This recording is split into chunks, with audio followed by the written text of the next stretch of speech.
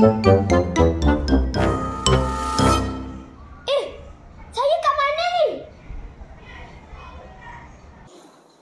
kat mana ni?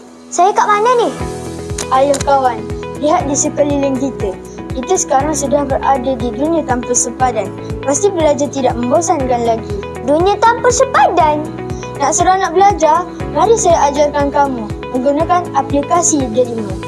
Aplikasi Delima?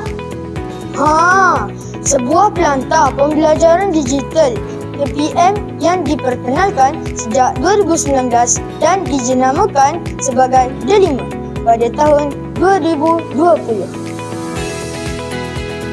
Melalui Delima, sumber pendidikan seperti berikut dapat diakses. Contohnya, buku teks digital, bahan interaktif, aktiviti pengajaran, pusat sumber dan sumber rujukan PDP.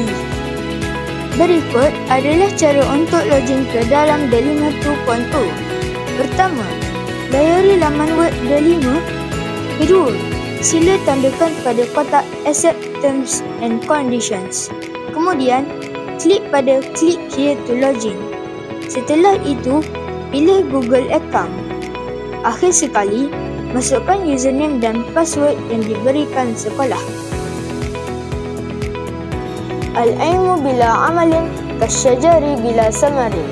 Ilmu tanpa amal bagaikan pohon tanpa buah adalah sebuah peribahasa yang menunjukkan bahawa ilmu yang tidak diamalkan atau diperkongsikan tidak akan memberikan manfaat.